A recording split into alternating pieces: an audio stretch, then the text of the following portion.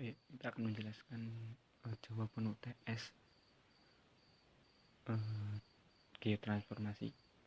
Sebelum itu, perkenalkan saya Haji Maulana Yusuf dengan NPM 17185040. Di sini akan menjelaskan jawaban UTS saya. Yang pertama, yang nomor 1, yaitu ada suatu relasi 1,5 X dan Y min 2, di mana X dan Y itu berada di V. Yang menjadi pertanyaan adalah apakah F transformasi. Untuk menjawabnya harus kita ketahui dahulu, yaitu syarat dari transformasi. Transformasi itu memiliki syarat fungsi relasi itu termasuk fungsi, dan juga fungsi itu termasuk fungsi bijektif.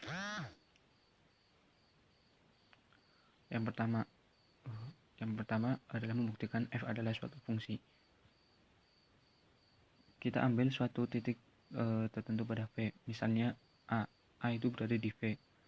Karena kita sudah memiliki A, maka ada dua permasalahan. Karena kita kan tadi mengambil A acak, jadi ada dua kemungkinan, yaitu A-nya itu sama dengan P atau A tidak sama dengan P. Jika A-nya itu sama dengan P, maka FP sama dengan A, atau sebaliknya FA sama dengan P. Namun jika P tidak sama dengan A, maka akan didapat bahwa jika ditarik garis, maka didapatkan garis sumbu garis AP, yang dimisalkan AP itu memiliki titik tengah, yaitu titik Q. Karena Q berada pada AP dan garis AP itu berada pada V, maka bisa dikatakan FP itu sama dengan Q, titik tengah yang merupakan titik tengah garis AP. Nah, karena setiap P berada di V memiliki satu prapeta, maka F bisa dikatakan sebagai fungsi V ke V. Sedangkan tadi untuk membuktikan F merupakan fungsi bijektif, saya tidak melanjutkannya karena lupa. Saya memilih melanjutkan ke nomor yang selanjutnya, yaitu nomor 2. Untuk nomor 2 sendiri diketahui G memiliki rumus 2X plus Y sama dengan 1 dan H X dan Y, di mana Y sama dengan 3 dan sumbu H yaitu Y sama dengan 3. Yang menjadi pertanyaan adalah persamaan G aksen, di mana G aksen itu sama dengan pencerminan G terhadap H, pencerminan garis G terhadap H. Jawabannya yaitu kita pertama mencari titik potongnya dulu, titik potong sumbu X dan Y.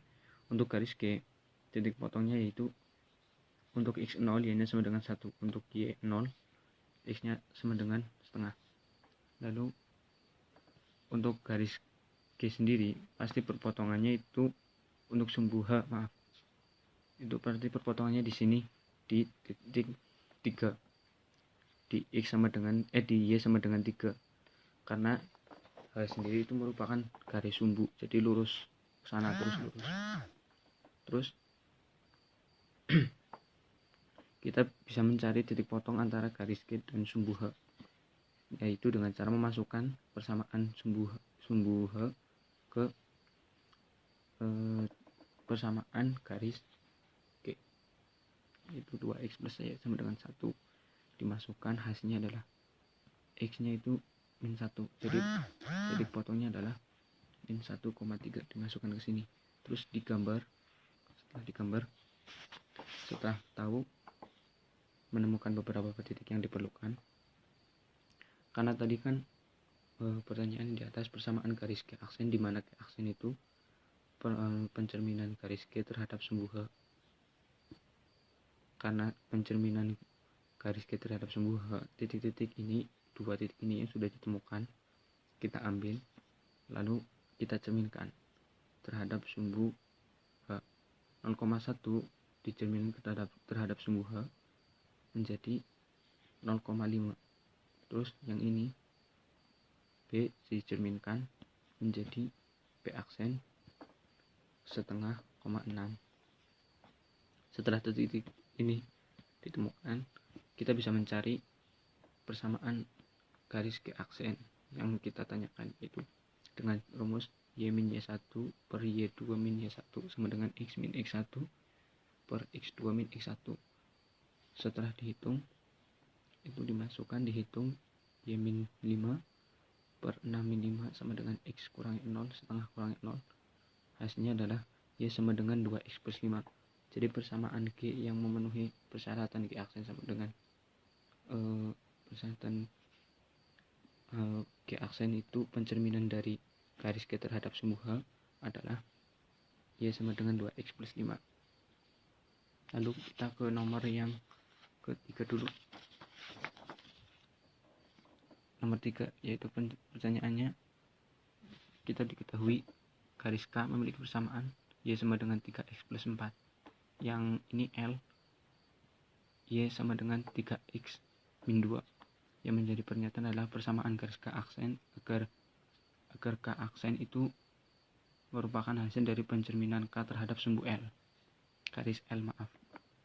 Seperti yang nomor 2 tadi, kita cari dulu perpotongan di sumbu X dan Y-nya. X0 untuk garis K, X-nya 0 itu sama dengan 4. Y-nya 0, ketemu ini. Titik-titiknya sudah ditemukan dengan cara mengenalkan. Misal mau mencari perpotongan di sumbu X berarti X-nya 0. Kalau mencari di sumbu Y berarti Y-nya 0. Setelah ditemukan, digambar seperti ini hasilnya. Kira-kira seperti ini. Tapi ini adalah bukan gambar yang sebenarnya. Kira-kira aja seperti itu. Lalu karena di sini pencerminan, saya mencari gradien dari kedua garis ini, garis K dan I. Karena kalau pencerminan itu kan gradiennya kan misal garis gradien K dan gradien L, kalau dicerminkan hasilnya min 1. Jadi saya mencari gradien dari kedua garis ini, namun ditemukan bahwa gradien garis K dan gradien L itu sama besarnya, yaitu gradiennya 3. Gradien K dan garis L itu sama. Karena gradiennya kedua garis ini sama, maka ketika dicerminkan pun hasil gradiennya akan sama. Sedangkan rumus untuk mencari rumus mencari persamaan garis dengan gradien itu ini, Y sama dengan mx plus c. Kenapa saya ini tetap C? Karena di sini tidak ada titik yang bisa saya masukkan lagi, karena di sini tidak ada perpotongan. Titik-titik yang diketahui hanya 4 titik ini dari persamaan yang tadi. Di sini saya sempat masukkan persamaan K ke persamaan IL, namun hasilnya itu tidak ada penyelesaiannya. Hasilnya 4 sama dengan 2, sedangkan ini tidak benar, tidak ada penyelesaiannya. Jadi menurut saya adalah garis K yang memenuhi adalah K di mana X, Y di mana Y sama dengan 3X ditambah konstanta, terserah ininya berapa.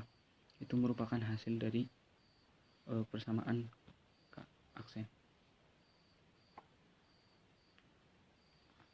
Lalu ke nomor yang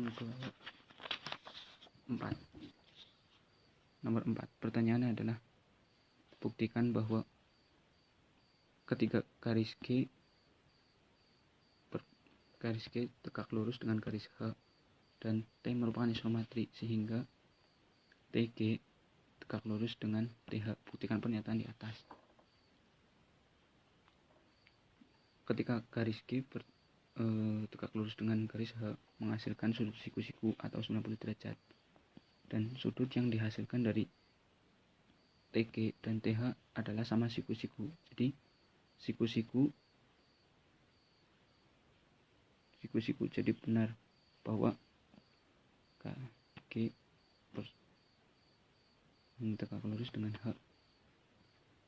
Karena tadi kan siku-siku, misal ini pertamanya sudah siku-siku, lalu disikukan lagi oleh TG dan TH, pasti hasilnya juga sama siku-siku, karena siku-siku juga.